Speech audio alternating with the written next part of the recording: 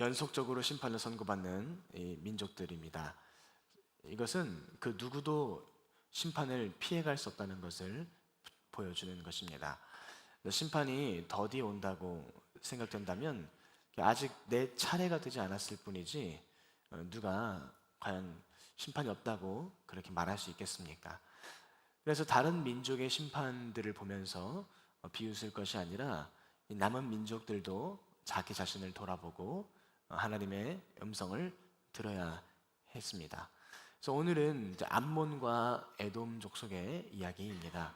이 두 민족은 왜 심판을 받게 되었는지 우리가 살펴보면서 오늘 말씀을 함께 나누도록 하겠습니다.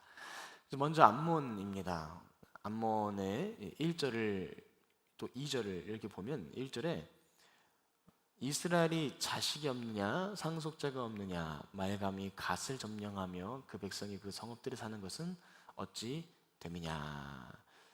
그래서 이렇게 질문으로 시작을 합니다. 그러니까 이스라엘에게 상속자가 없어서 그 땅이 이 암몬에게 넘어간 것이냐라고 질문하고 계십니다.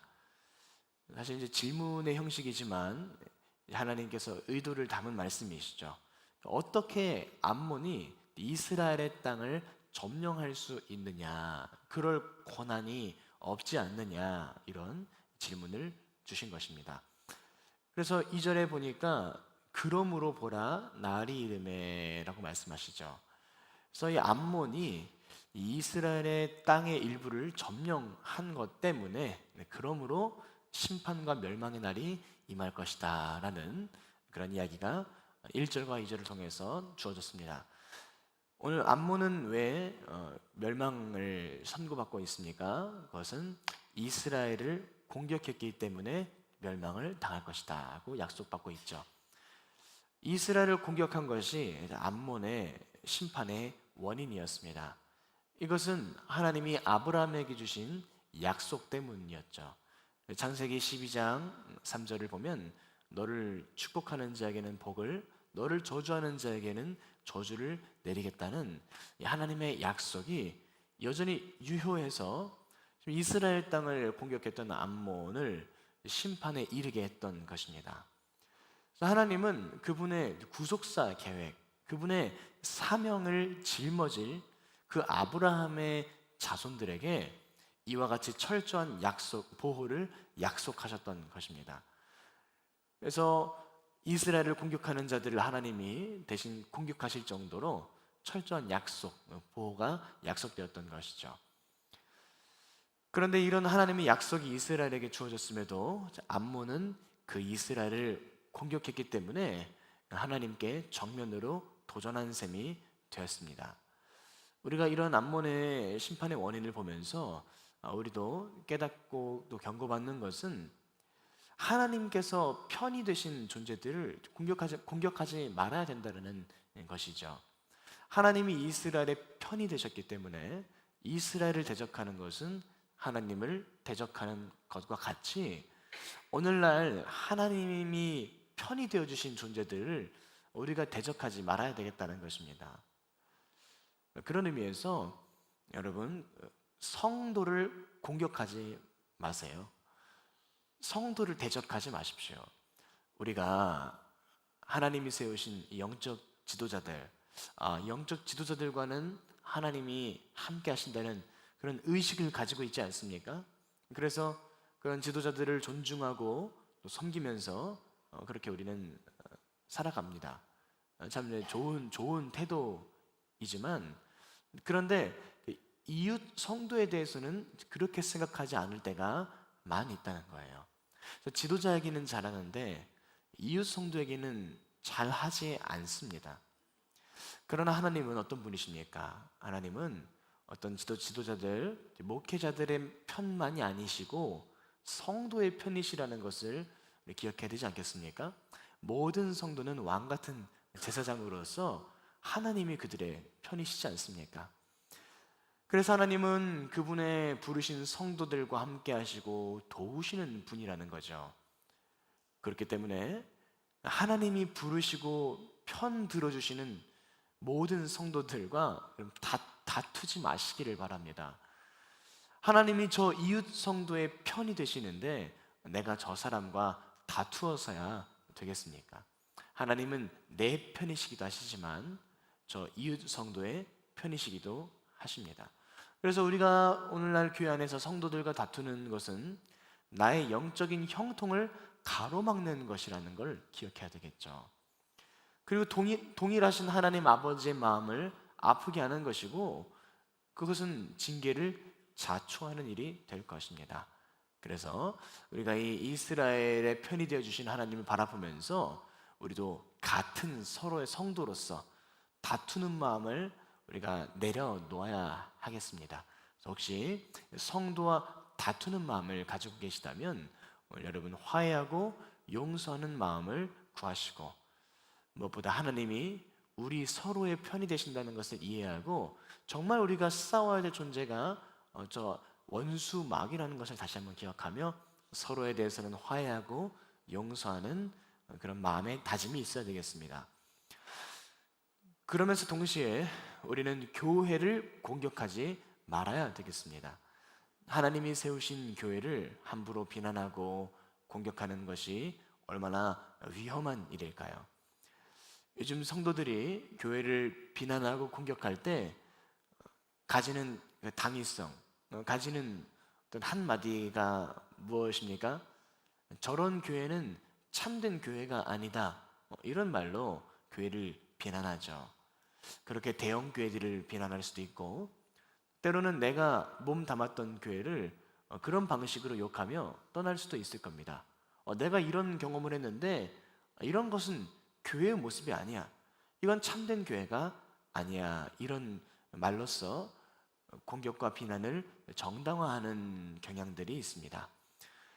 교회에 대한 어떤 정당하고 건전한 비판은 필요한 것이지만, 그러나 지혜와 분별이 없이 또 정도가 없이 교회를 공격하는 그런 성도들이 있습니다. 여러분, 그것만큼 참 잘못된 것이 없죠. 교회가 무엇이 참된 교회냐? 교회가 교회다워지는 표지는 굉장히 그 조건이 많습니다. 사람마다 이것이 교회다운 교회다라고 말하는 그런 기준들은 다양하다는 거죠. 그래서 교회가 교회되는 것은 사실 이제 하나님께서 판단하실 일이지, 사람이 자신의 기준을 가지고 판단하고 함부로 비난할 일은 아닐 겁니다. 교회가 부족한 모습도 있죠. 그러나 동시에 하나님이 인정하시는 모습도 동시에 존재하는 것 아니겠습니까? 그렇기 때문에 오늘 우리 성도들이 함부로 교회를 비난하고 공격하는 것은 그건 자기 자신의 영적인 은혜를 소멸시키는 것과 같다고 말할 수 있겠습니다. 그래서 여러분들, 교회에 대해서 우리가 때로 함부로 비난하거나 공격하는, 함부로 말하는 그런 실수를 범해서는 안 되겠죠. 우리가 이렇게 노골적으로 교회를 공격해서도 안 되겠지만, 또 동시에 교회에 주신 부르심에 대해서도 우리가 대적자가 되어서는 안 될 것입니다. 우리가 때로 나의 주장과 나의 옳음을 내세우느라 교회를 어지럽히는 공격자가 되기도 하는 것을 보게 됩니다. 우스갯소리지만 우리 교회에서 식당 봉사를 할 때 어떤 메뉴를 할 거냐, 카레를 할 거냐, 짜장을 할 거냐, 이런 것 때문에 다툰다는 이야기도 있는 우스갯소리처럼, 우리가 교회 생활하면서 자기의 주장 때문에 교회를 어지럽히는 경우들이 종종 있죠. 여러분 셀 안에서도 그런 분란들이 분명히 있을 겁니다. 그래서 주의할 것은 나의 어떤 자기만의 정의감 때문에 교회와 셀에서 분란을 일으키고 있지는 않을지 참 주의해야 된다는 것입니다. 건전한 의견 제시는 좋지만, 그러나 교만함 때문에 교회에 분란을 일으키고 있지는 않는지 우리의 말과 생각과 행동들을 주의해서 돌아보아야 할 겁니다. 그러면서 더 나아가서 교회에 주신 부르심의 대적자가 되지 말아야 된다는 이 이야기를 생각할 때, 때로 우리의 현실적인 감각들, 현실적인 판단들이 하나님이 교회에게 주신 비전, 또 하나님이 교회를 통해 우리의 이웃 성도들, 나의 가족들, 나의 자녀들에게 주시는 하나님의 부르심과 비전이 있을 때, 우리가 그것에 대해서 또 분란을 일으키고 또 그것에 대해서 부르심의 대적자로 소개될 때도 있다라는 것입니다. 뭐 여러 가지로 적용할 수 있겠지만 여러분들 어찌되었건 하나님이 이 교회의 편이 되시고 또 이 교회의 편을 통해서 하나님이 그분의 뜻을 우리들에게 전달하시고 그 부르심을 주고 계시다면 우리가 그 부르심에 순종하고 또 귀를 기울이고 또 이렇게도 표현하겠습니다. 협조적이고 또 함께하려는 동역자의 태도가 참 필요할 것입니다. 하나님이 편이 되시는 교회, 하나님이 편이 되시는 성도를 대적하는 참 이 시대에 우리가 늘 주의하고 하나님을 경외함으로 하나님 편에 서야 될 것입니다. 2절을 보니까 암몬이 이스라엘에게 빼앗은 땅들이 2절의 하반부에 그때의 이스라엘은 자기를 점령하였던 자를 점령하리라. 이것은 자기들이 점령당했던 땅을 다시 회복하겠다는 말인데요. 그래서 하나님이 이스라엘의 편이 되시기 때문에 이스라엘의 소유를 지켜주시겠다는 것입니다. 왜냐하면 이스라엘의 소유는 곧 하나님의 소유이기 때문입니다. 그래서 우리는 여기에서 복과 은혜를 유지하는 비결을 알 수 있는 것이죠. 성도들이 복을 유지하는 방법은 자기의 모든 것이 하나님께 주권이 있다는 것을 인정하는 것입니다. 그래서 나의 모든 소유와 내 권한을 하나님께 드림으로써 하나님이 그분의 소유를 그분의 능력으로 지키시게끔 하는 것이죠. 쉽게 말하면 예를 들어 나의 재물을 나의 소유로만 인정한다면 하나님이 그것을 지켜주실 이유는 없을 겁니다. 그러나 우리가 물질의 주권을 하나님께 돌려드릴 때 이제 우리의 물질의 보호는 하나님의 소관이 되는 것이죠. 그래서 우리는 하나님의 주권을 인정할 때 우리에게 주신 복들을 지켜내고 되돌려 받을 수 있게 되는 것입니다. 그래서 방금 말했지만 물질의 주권을 하나님께 돌려드리세요. 때로 물질을 사고로 빼앗기는 순간들이 있을지라도 다시 하나님께서 오늘 2절과 같이 돌려주시기 때문입니다. 가정의 주권도 하나님께 돌려드리세요. 그럴 때 하나님께서 가정을 돌려주시는 것입니다. 자녀에 대한 주권도 하나님께 돌려드리세요. 그럴 때 하나님께서 자녀의 삶을 자녀들에게 돌려주시지 않겠습니까? 마음과 생각과 우리 모든 판단의 주권도 하나님께 돌려드리세요. 그럴 때 평강과 은혜를 돌려주시기 때문입니다. 우리가 이와 같이 주권을 하나님께 돌려드릴 때 마치 이스라엘의 땅이 하나님의 것이 되었을 때 하나님이 이스라엘에게 돌려주셨던 것처럼 여러분이 오늘 그분의 주권을 인정하며 돌려드리는 모든 소유와 여러분의 삶의 결정들이 다 복으로 여러분께 돌려지게 될 것입니다. 또한 우리가 하나님께 주권을 인정해 드리는 데에는 비전의 주권을 인정해 드림도 반드시 포함되어야 할 겁니다. 이게 당연한 이야기죠. 우리의 인생을 주님께 주권을 드린다는 것은 내 삶의 꿈도 주님께 드린다는 이야기가 아니겠습니까? 그래서 실로 자신의 야망을 드릴 줄 아는 사람만이 자신의 인생의 모든 것을 하나님께 돌려드리는 사람일 겁니다. 자신의 야망을 드리지 않는데 어떻게 내 삶에 어떤 것을 주님께 드릴 수 있겠나요? 아브라함이 하나님의 비전을 붙들었을 때 그가 보호하심을 약속받았습니다. 열방이 그를 통해서 복받을 것이라는 비전을 붙잡았을 때 너를 저주하는 자를 내가 저주하겠다는 보호를 약속받았던 것처럼 오늘 우리도 하나님의 비전을 붙들을 때 그제서야 진정 아브라함의 자손다운 하나님의 보호하심을 경험하게 될 것입니다.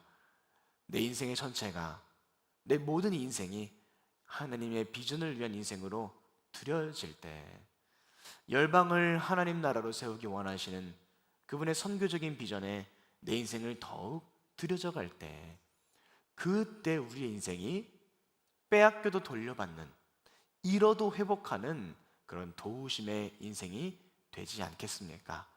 우리는 이것을 믿습니다. 하나님이 이스라엘을 그와 같이 지키시고 땅을 돌려주신 것처럼 오늘 다시 한번 여러분들 하나님의 비전에 동참하시고 그것을 내 비전으로 붙잡고 그래서 복을 돌려받는 우리 모두가 되었으면 좋겠습니다. 먼저는 암몬에 대해서 보았습니다. 암몬은 이스라엘을 공격했기 때문에 그들의 심판을 자초했던 것이죠. 두 번째로 볼 것은 이 암몬과 에돔의 공통점인데요. 암몬과 에돔은 자신의 뛰어난 능력 때문에 멸망을 당하고 말았습니다. 그래서 오늘 이제 4절을 보면 다 읽지 않겠습니다만은 그의 풍성한 것들, 재물을 의지했던 암몬. 그래서 암몬은 자기의 지리적인 이점과 재물의 많음을 의지했던 것이죠. 또 7절을 보면 에돔에 대한 말씀이라 만군의 여호와께서 이와 같이 말씀하시되 대만에 다시는 지혜가 없게 되었느냐 명철한 자에게 책략이 끊어졌느냐 그들에게 지혜가 없어졌느냐. 그러니까 하나님이 그들을 이제 신적으로 조롱하시는 겁니다. 그래서 이 에돔은 지혜의 민족으로 성경에서도 유명했었습니다. 그래서 그들의 지혜를 그들이 의지했고 자랑했기 때문에 하나님이 7절에서 조롱하시는 것이죠. 너희가 아무리 지혜가 있었던들 이런 재난을 피할 수가 있었느냐. 그러니까 무슨 이야기입니까? 에돔이나 암몬이나 다 자신의 능력을 의지했을 때 그것이 결국 심판을 자초했다는 것입니다. 그래서 하나님은 우리가 믿었던 것들이 아무런 도움되지 않는다는 사실을 이와 같이 깨닫게 해 주십니다. 내 장점이 하나도 도움되지 않는 상황들을 허락하십니다. 여러분 어떤 장점이 있으세요? 어떤 강함이 있으세요? 내가 괜찮은 사람인 줄 알았고 또 인생을 잘 헤쳐나갈 줄 알았지만 그 모든 장점이 하나도 도움되지 않는 그런 인생의 순간들이 있습니다. 5절을 잠시 보겠습니다. 주 만군의 여호와의 말씀이니라 보라 내가 두려움을 내 사방에서 내게 오게 할 것이다. 내가 자랑한 만큼 내 힘을 의지한 만큼 두려움이 사방에서 몰려올 것입니다.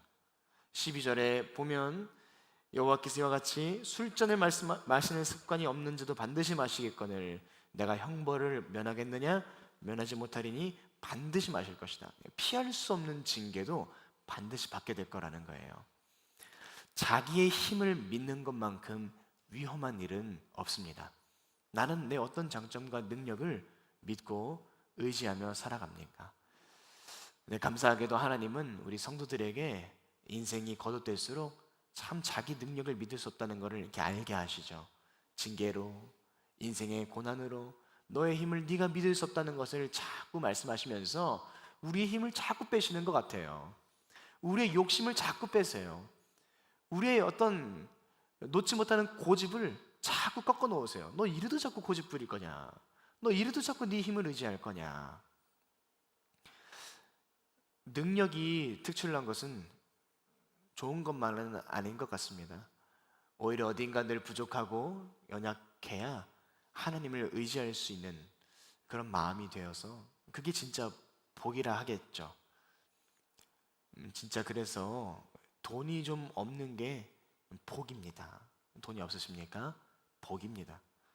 지식과 지위가 부족한 것도 복입니다. 세상이 안전을 위해서 끌어모으고 취했던 것들 내게 없는 것이 복입니다. 여러분 좀 모자라게 사는 게 복이라는 거예요. 이것을 믿으십니까? 성도들이 이걸 잘 못 믿어요. 우리가 이것을 잘 믿기가 어려워요. 부족한 것이 복이라는 사실이 참 그렇게 믿어지지가 않습니다. 그래서 우리는 다 내 약점을 보완하고 부족한 것을 채우면서 나를 강하게 하려고 하고 그렇게 생존하려고 합니다. 그러나 사람이 생존하는 것은 그가 약점을 보완해낼 때가 아니죠. 오히려 약하고 부족하고 연약할 때, 그래서 하나님만 붙들 수 있는 마음이 될 때, 바로 그때가 하나님의 보호하심을 누리는 가장 강한 때라는 것입니다. 우리가 참 믿어지지가 않죠. 그래서 우리가 이 대목을 묵상하고 믿기 원하여 오늘 이 말씀을 다시 한번 간직해야 합니다. 고린도후서 12장 9절입니다. 나에게 이르시기를 내 은혜가 내게 족하도다. 이는 내 능력이 약한 데서 온전하여짐이라 하신지라. 그러므로 도리어 크게 기뻐함으로 나의 여러 약한 것들에 대하여 자랑하리니 이는 그리스도의 능력이 내게 머물게 하려 함이라. 참 이 말씀이 진리의 말씀이고 우리의 믿음이 되지 않겠습니까? 여러분 조건을 다 갖추려고 하지 마세요. 조건이 다 갖춰져야만 앞으로 나아갈 수 있다고 생각하지도 마십시오. 여러분이 약하고 부족하다고 생각되십니까? 바로 그게 강할 수 있는 상태입니다. 내가 모든 강함을 다 갖추고 나서야, 잘 모르겠네요. 강함을 갖추고 나서야 인생에 도전을 하려고 하고, 강함을 다 갖추고 나서야 하나님께 비전에 헌신을 하려고 하고, 강함을 다 갖추고 나서야 내 마음을 안심시키려고 한다면 그것은 성경과는 반대로 가는 길일 것입니다. 오히려 부족할 때, 아무것도 없을 때, 오히려 이대로 전진하면 실패하는 거 아니냐라는 그런 주변의 이야기가 들릴 때, 바로 그때가 오히려 가야 할 때고 가장 강함이 드러날 때입니다. 그런데 약하다고 다 복이 되는 것은 아니죠. 바로 그 나의 나약한 순간들을 하나님을 의지하는 삶으로 채워갈 때 그 약함이 복이 될 것입니다. 내 약함이 복이 될 수 있는 유일한 방식은 무엇입니까? 바로 예배와 기도의 삶뿐임을 우리 다시 한번 기억하기 원합니다. 오늘 나의 시간에 내 방법과 힘쏟기를 포기하고 오직 하나님께만 의뢰하기로 결정한다면 그 결정은 예배와 기도로 나타나게 될 것입니다. 그래서 한편으로 우리가 예배와 기도를 잃어가고 있다면 또 그 예배와 기도의 자리인 나와도 마음의 중심의 그 은혜는 잃어가고 있다면 그래서 혹시 목마를 수 있잖아요. 회복되지 못하고 있을 수 있죠. 그게 참 위험한 마음이라는 것을 깨달아야 하는 것입니다. 예배와 기도의 자리를 잃어버리는 것도 위험하지만 예배와 기도의 모양은 있어도 은혜는 회복하고 있지 못하다면 징계가 다가오고 있다는 아주 위험한 경고로 우리는 기억해야 될 것입니다. 에돔은 자기의 지혜를 뽐냈지만 정작 중요한 지혜는 가지지 못했습니다. 그것이 바로 하나님을 아는 지식이었죠. 우리가 자기의 지혜를 뽐내지만 하나님을 아는 지식이 없다면 에돔과 같지 않겠습니까? 여러분, 내가 가진 어떤 능력보다도 하나님이 더 크시다는 지식이 우리에게 필요하고 오직 하나님만 내 길을 인도하신다는 그 지식이 필요하고 내 힘은 의지할 것이 안 된다는 지식이 너무나 필요합니다. 하나님만 경외하고 그분의 뜻을 깨달아서 순종할 수 있는 지식이 필요합니다. 모든 지식의 근본이요 가장 뛰어난 지혜인 하나님을 아는 이 지혜를 얻기 위해서 오늘과 같이 우리가 매일 기도와 간구로 나가야 되지 않겠습니까?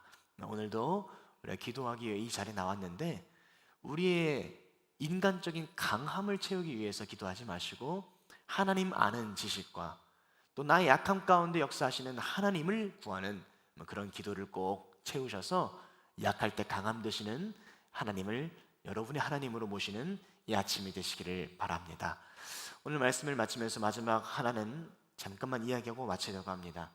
오늘 하나님은 이 에돔과 암몬에게 심판을 말씀하셨지만 중간중간 자비로우심을 보여주시는데요.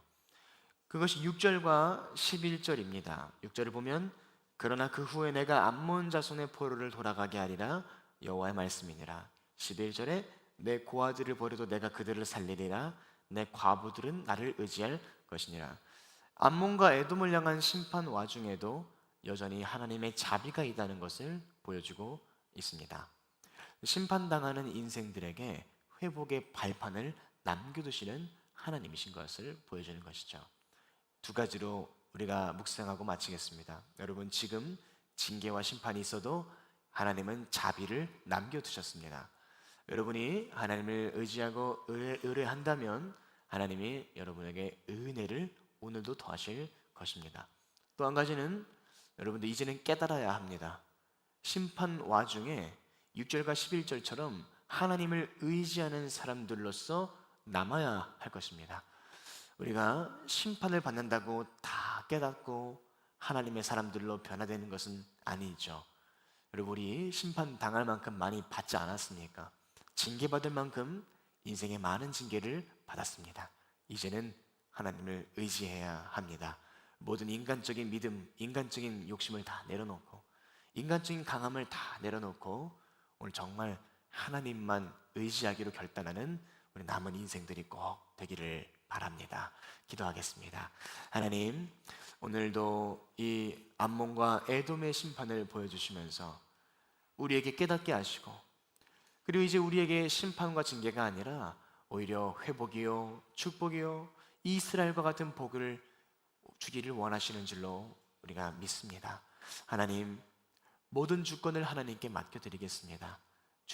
우리의 모든 것이 주님의 것이 되어서 주님이 지키시는 인생이 되게 하여 주시옵고, 또 주님, 우리가 우리의 강함을 자랑하지 않게 하시고 오직 약함을 자랑하여 정말 하나님의 강하심이 내 약함 가운데 드러날 수 있도록, 주님, 우리가 느끼기에 내가 너무나 약하고 부족합니다. 그래서 오늘도 주님을 의지합니다. 주님, 은혜 베푸시고 오늘 우리를 도와주시옵소서. 예수님의 이름으로 기도드립니다. 아멘. 우리가 같이 기도할 때에 오늘 우리 약함을 고백하며 하나님의 도우심을